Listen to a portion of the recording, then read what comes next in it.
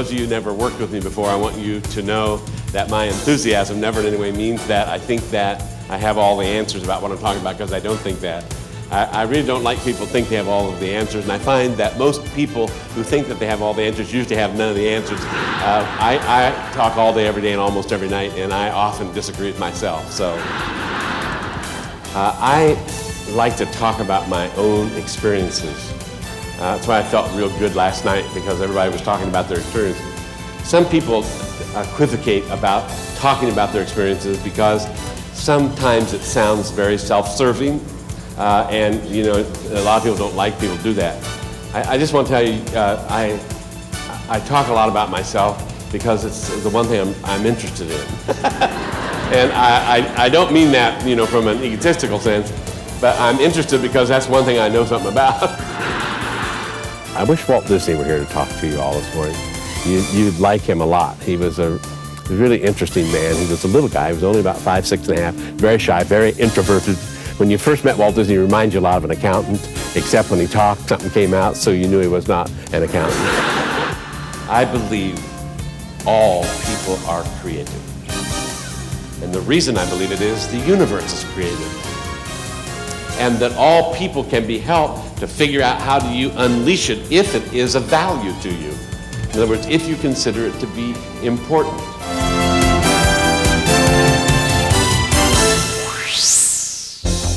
Mike Vance, a distinguished name in speaking and communicating. Mike Vance generates excitement between himself and his audiences. His fast-paced style, sprinkled with good-natured humor, makes him one of the most stimulating speakers and sought-after teachers and consultants. He brings the future into the present by making people aware of what is possible through the use of creative thought. His lectures are an experience at which there is discovery, intimacy, humor, techniques, and resolution. Mike's many years of experience, original ideas, and variety of programs are the reason he was named by USA Today as one of the top 5 most requested speakers. You have to be committed to help foster and to help promote change based on an interesting idea. The interesting idea is this. Some of you may not agree. People love change. The one thing that turns people on more than anything else is change. The one thing that excites people is change. The one thing that people who really understand human behavior, the one thing that people really know is that change is the only thing we've got, because change in the human condition is what gives us hope. We refer to it often as tabula rasa. Tabula rasa means a clean sheet, a fresh start, a new beginning, one of the deep human values. If you're captain of a ship and you're standing up on the bridge, even if you like to sail, and you're looking ahead and you see something coming toward you don't want, so you call 50-degree turn to port. And the ship doesn't turn, so you say it again. 50-degree turn to port, it still doesn't turn, so you say it again. 50-degree turn to the port. Now you're getting mad, so you get authoritarian, which is usually how people get authoritarian. You're especially bothered because you just went to a team building course, and also you had a seminar at the lake and decided that everybody liked each other, and still they won't turn. Also, everybody has been empowered, and still they won't turn. So this captain is frustrated, and just about the time he's ready to yell again, a young ensign steps around who just come back from MIT, said, "Sir, the reason that we're not making the 50-degree turn is that under the conditions that we're under, our ship has a rudder that is only designed to make a 30-degree turn." He said, "Sir, no matter what kind of a leader you are, no matter how empowered we are, no matter how big our budget, no matter how fine leaders we all are, the ship will never turn until we redesign the rudder." If you want to have great customer service and great customer relationship, never focus on the customer. Focus on that which gives you great customer relationships, magnificent employee relationships. He said, if you have magnificent employee relationships, the byproduct is great customer service. You see, what most of us do, we deal with the effect and not the cause. And so we spend, I hate to tell you, we spend millions and millions of dollars on training our country, on customer service. It's like taking a herd of cattle, throwing it in a meat grinder, and a meatball falls out. People go, isn't that great? No, it's not great. Mike began speaking and communicating during his high school years with a radio talk show called Teen Talk, which made him a pioneer broadcaster at an early age. He then continued his career in communications by producing and directing his own television talk show called Men at the Top. Mike Vance worked for 7 years with the Disney organization. He was in charge of idea and people development for Walt Disney Productions, Disneyland, and Walt Disney World. He was also Dean of Disney University, which is considered one of the world's most outstanding training centers. Walt Disney said, "Mike is one of the most creative guys I've met. He will take you down new roads, no matter how many you've been down before." He co-founded the Creative Thinking Association of America, which seeks out, studies, and shares creative techniques and the best practices of highly creative people through his lectures, seminars, creative celebrations, and Think Out of the Box newsletters. I had one of my children, John Vance, when he was about 9 years old. He said, "Dad, could you teach me to be more creative?" And I said, "Why do you want to be more creative?" He said, "So that I could be a better soccer player." And at that, I said, "Okay, John, this is a perfect time to teach you the concept of the 9 dots. Most of you know the concept of the 9 dots. It is also the logo for the Creative Thinking Association of America. And the concept of the 9 dots has been around for a long time, so I thought it was a perfect chance to show John. And I'll just show it to you also again. I said, "John, one of the ways that you can be more creative is to see if you can figure out how to do this concept of the 9 dots." So I showed him, it's a simple idea, and I showed him this concept, and he looked at it, and I gotten about that far, and I gave him the instructions. I said, "John, the way we demonstrate creativity is for people to try to figure out how to connect all of these 9 dots using only 4 straight lines. And the ground rules are that you can't move the dots around, and you should try to make a continuous movement, and that you should try to do it all in one move." I said, "See if you can figure out how to do that. But remember, you can only use 4 lines." So before I started, he looked at me and he said, "Wait a minute, Dad, could you tell me what is the concept behind that?" I said, "John, where did you learn that, the concept?" He said, "My soccer coach." He said, "My soccer coach, Dad, carries a clipboard around, and he has on the clipboard the concept for the game on Saturday that we use in practice, and he'll go over it and over it and said, 'This is the concept, this is the concept.'" I said, "Okay, this is the concept, John. You have to learn to think outside of the imaginary box. You know that it's just an imaginary box, John, but you have to project yourself outside this box." Then he looked at me and he said, "Could you give me an example?" I said, "John, where did you learn that?" He said, "My soccer coach." I said, "What did he do?" He said, "Well, this is the concept. Then our practice is actually the example. But when you get in the game on Saturday, you got to do your own thinking." And it was at that point I said, "Okay, John, here is an example. You project yourself to a point. You see, I've made a point outside this box, and you project yourself to a point outside that box. I got that far." John says, "Stop. Dad, let me do it.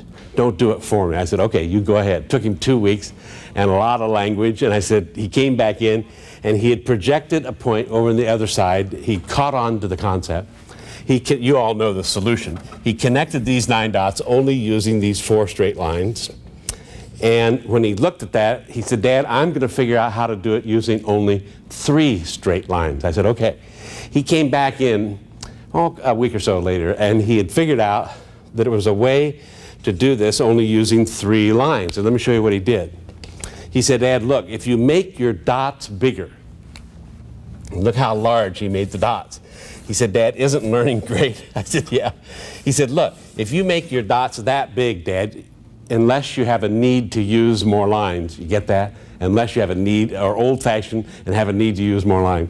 If you make your dots that big, you can connect them, and you only used 3 lines. You've saved 1 whole line called productivity. He said, "Dad, I'm going to keep figuring out how to do that."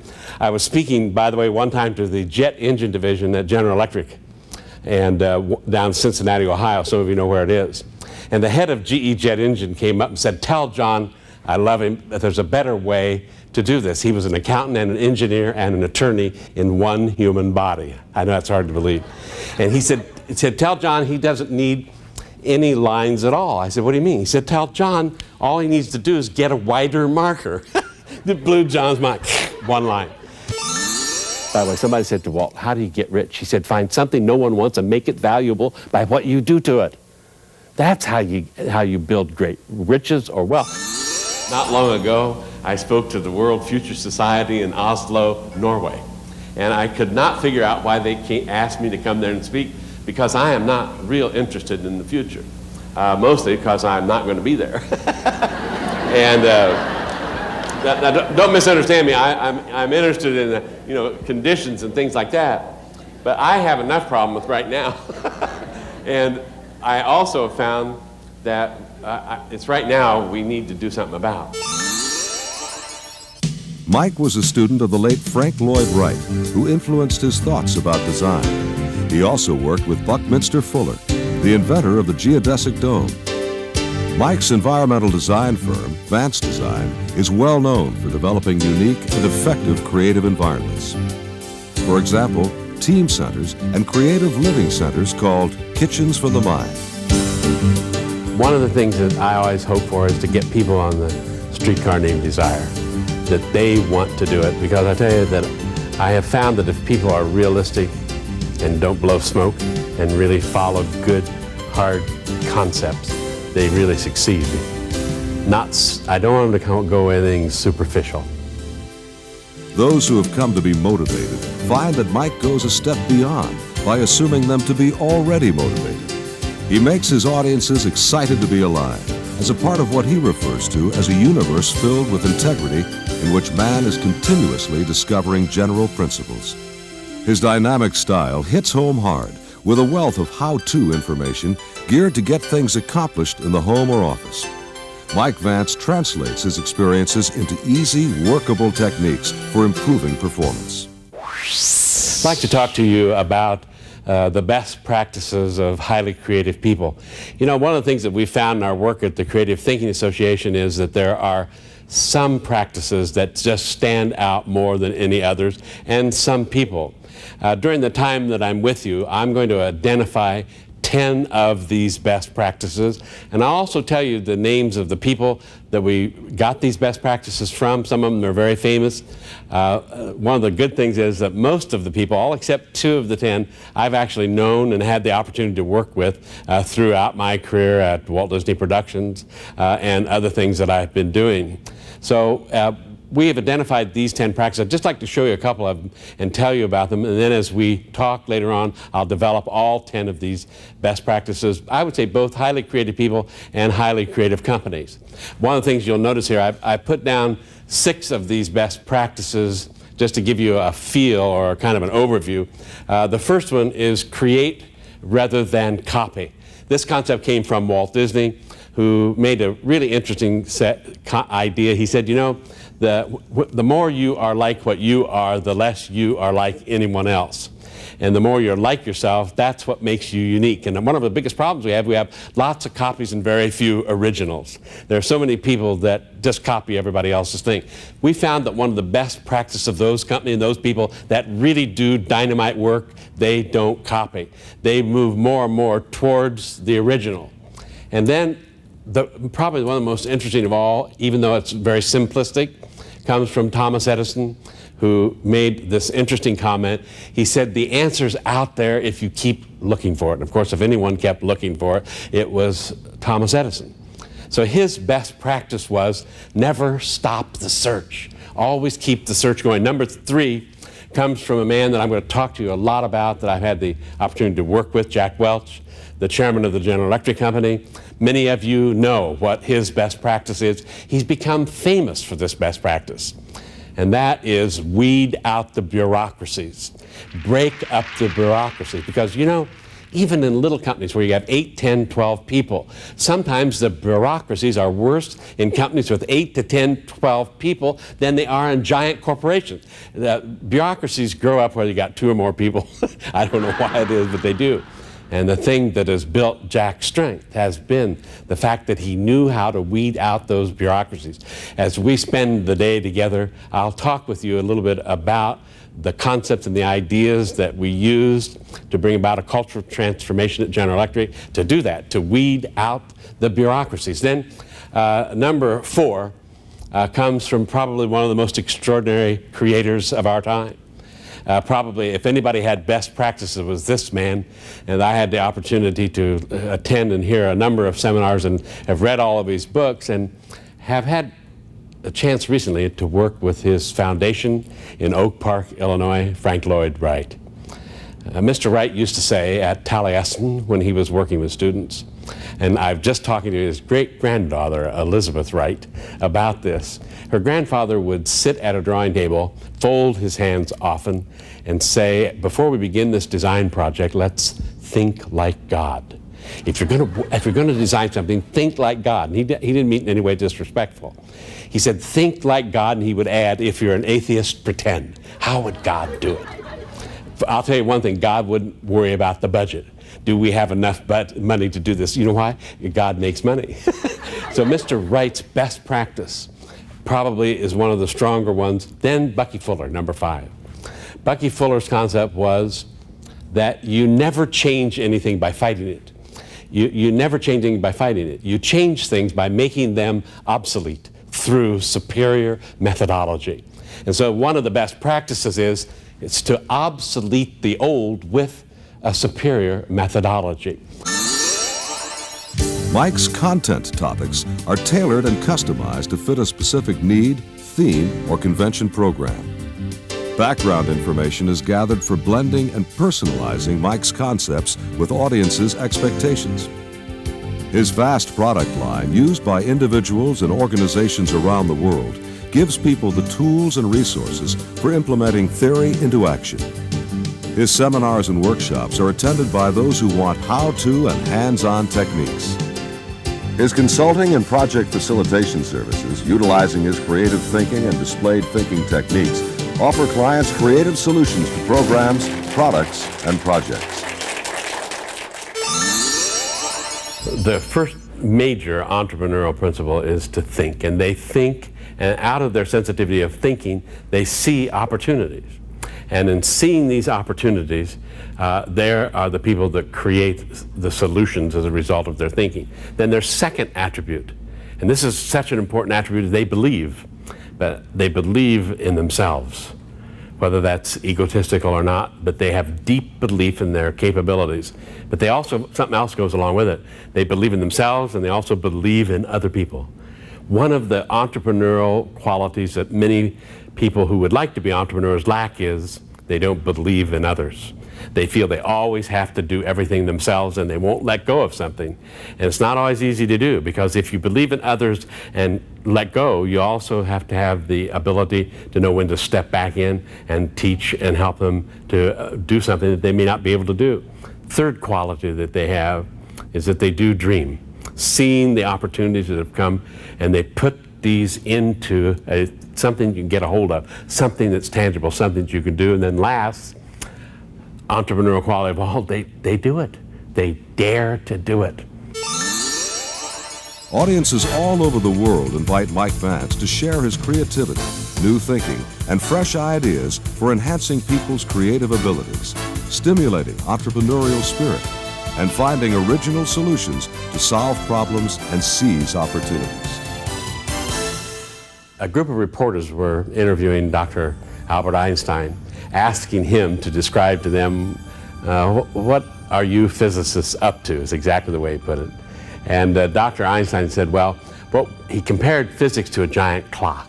And he said, what we're trying to do is to understand what's going on the inside of the clock. All we really understand right now is we see the hands moving, and we make assumptions about what those hands are, why they are moving, and then we're trying to get the back off the clock. He said, we're having a hard time being finite beings getting that back off the clock. The reporters then asked Dr. Einstein, they said, well, do you think you'll ever get it off? And Albert Einstein said, no, I don't think so. I don't think we will ever really be able to pry that clock off. That's always probably going to be a great mystery. Then one reporter out of the group said, well, Dr. Einstein, if you know you're never going to be able to get that back off the clock, why do you do it? And Albert Einstein said, the ticking. He said, we hear the ticking. It's the ticking that drives us mad. We've got to do something to try to understand what causes that ticking. And so it is with the things that we do. We have to get a vision, but a vision without a method is meaningless. And you have to have a vision and a method combined with one other thing, passion. Without the passion that comes, you don't hear the ticking. I hope you always hear the ticking.